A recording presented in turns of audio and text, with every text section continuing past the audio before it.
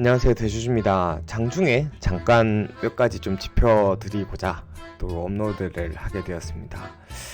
정말 우리 시장이 굉장히 좀 강한 모습입니다. 시장 오늘 코스피가 2777선, 코스닥이 926선까지 지금 7선까지 올라가고 있고, 코스피가 분위기가 조금 더 강한 모습이긴 합니다.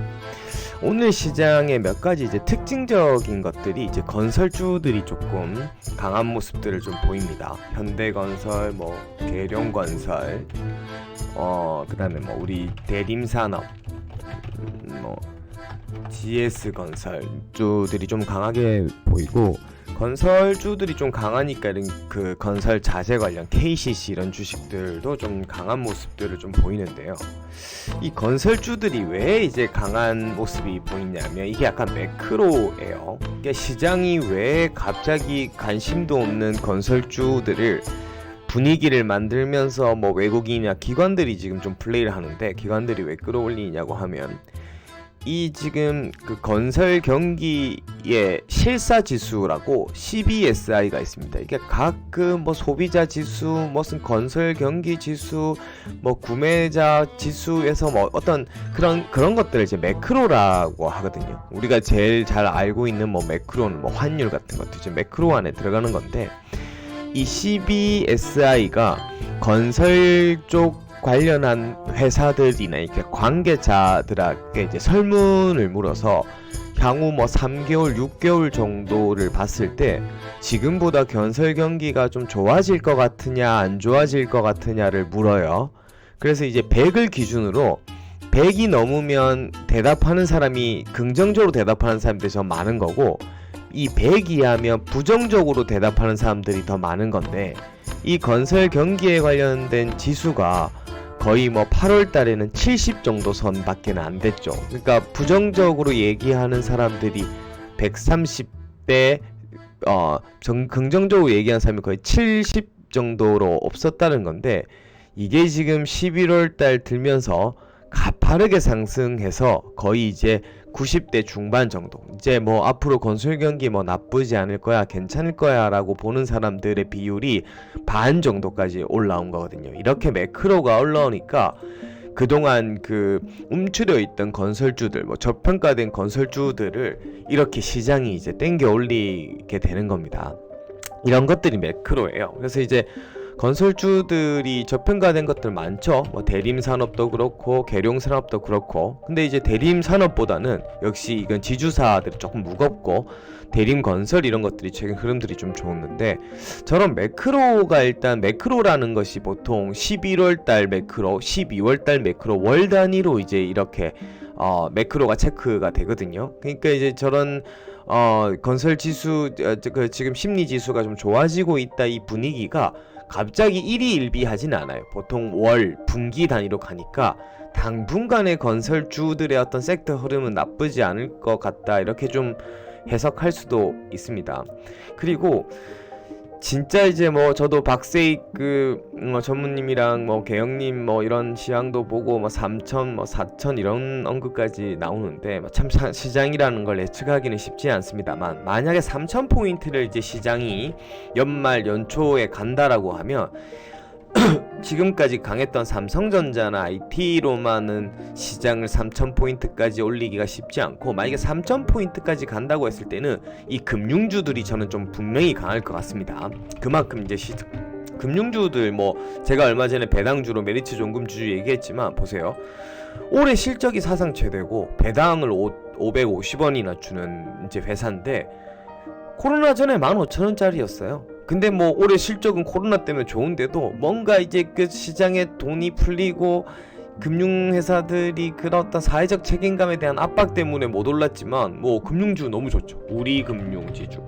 그러니까 예전에 그 증시 트로이카라고 해서 IT, 금융, 자동차 이런 식으로 예전에 2000년도 초반, 2010년도까지만 해도 이 금융주들이 증시의 트로이카 종목으로, 그 증시의 트로이카라고 하면 시장을 끌어가는 섹터로서 IT나 자동차만큼 인정을 해줬는데 요즘은 완전 뭐 금융주가 무슨 저성장 내수 섹터 정도의 느낌을 주지만 3000포인트 시장이 지금부터 굉장히 유동성의 랠리로 코스피 시장이 3000을 간다라는 가정하에라면 저는 금융주들이 굉장히 매력적이다. 그리고 금융주들이 오늘 강한 모습을 보이는 것들이 이제 시장에 대한 유동성이 더 확장되는 측면에서의 신고가에서의 금융주 섹터의 매력도 있지만 배당 매력도 있기 때문에 금융주들의 움직임을 시장이 3000포인트를 간다는 가정이면 매력적일 수 있다 이렇게 좀 보여주고요. 이게 이제 좀 또 재밌는 소식이 있습니다. 이제 팅크웨어 제가 지금 업로드를 하지 업로드 했다가 제가 몇 가지 이제 그 발언 때문에 이제 지금 비공개해 놓았는데 이 보세요. 이제 확정된 거예요. 현대차 2022년 신차부터 QHD급 빌트인 캠 장착한다. 요거 조그만 거 있죠. 이거 이제 팅크랑 같이 이제 현대모비스를 하는 거예요. 팅크가 이제 이제 내부적으로는 이제 확정된 거. 이제 공시로 현대모비스를 끼고 가니까 현대모비스가 하는 것처럼 이제 시장은 알려지지만 요게 확정이 된 거예요 이제. 그래서 오늘 팅크가 아는 사람들은 안다고 오늘 팅크웨어가 주가가 좀 강하죠. 최근에 보세요. 팅크웨어 정말 많이 올랐죠. 제가 뭐 9,000원대 이렇게 얘기했는데 어쨌든 이 팅크웨어가 저런 기사가 이제 요거 팅크웨어 확정이 된 거예요.